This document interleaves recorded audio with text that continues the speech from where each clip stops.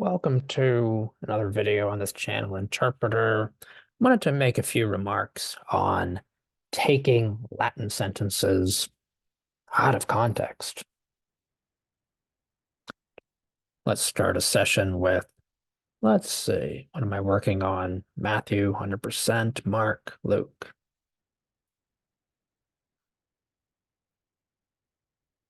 Now skip over the prayer.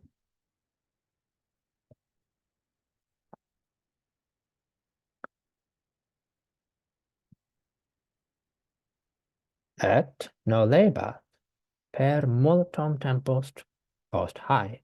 Et nolebat per multum tempus post haec autem dixit intra se, et si Deum non timeo nec hominem something.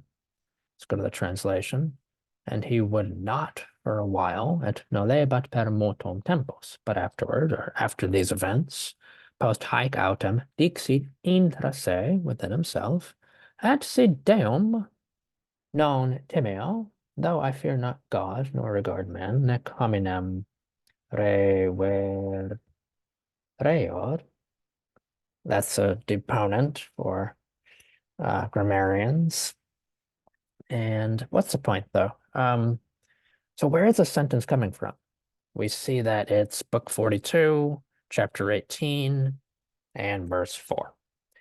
Now, we can go through and do a bunch of these, but one question that comes up in my mind, and also in the mind of others that might try to learn that Latin this way, which is basically by what? Bulk exposure without too much, maybe minimal formal exposure to grammar. What's the question though? How can you learn by taking sentences out of context? Don't you learn better by reading them one after the other in the paragraphs or pages on which they were originally written? How can you understand? For example, and he would not for a while et nolebat per multum tempus. Well, who? Well, in Latin, quis, quis facit. Who does this? Quis dicit. Do we know? No, doesn't matter. Probably not. But, and just an aside in the middle of the video. This video and whatever, this video could be much shorter because I really just want to make a remark, a philosophical remark on the concept context, which is usually, how is it usually invoked? As many or as one? That is plurally or singularly? Usually singularly if the expression is out of context. There's no article typically. It's out of one, usually does not say in English out of the context or out of a such and such context. I think that's possible, but generally context alone refers to, yeah, a context, but there's a special kind of reverence to this thing, to the larger surrounding or the policy in which this motion or event is permitted. After all that, really, I have nothing to say except to reply to this objection. How can you really learn by taking these Latin sentences out of context? Well, which one? Which one?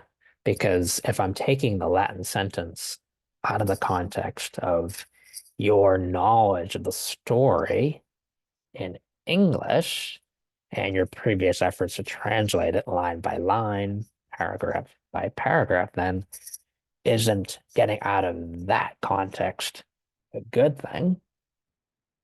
Now, what about the other context of your accrued intuitive knowledge of Latin sentences by approaching them individually in a random order,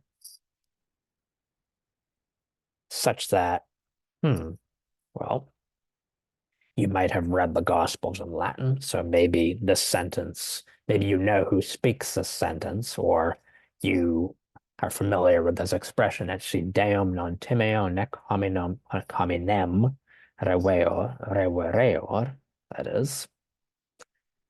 So yeah, that's the idea. But just throwing some opinions out there now, and if you're if you get the idea, you're welcome to say Wale at this point. Hmm. So yeah, I think the individual sentence and an accrual of encounters with individual isolated sentences is really going to stretch and test your knowledge of Latin. Excuse me, turn this phone off. Yeah, it's that's going to do it.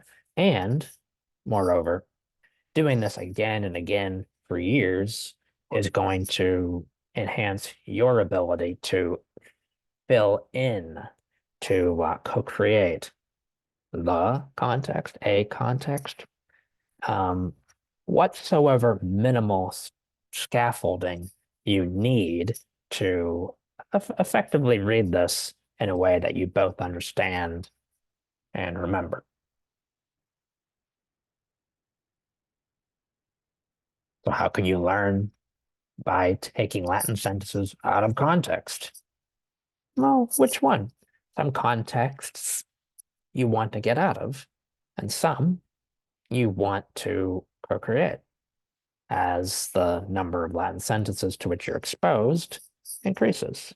In my case, I'm about at 8,000 since maybe 2021, but recorded history since January 2022. And doing this for just 10 minutes a day seems to be a useful mental gymnastic, but maybe it's totally pointless. Voila.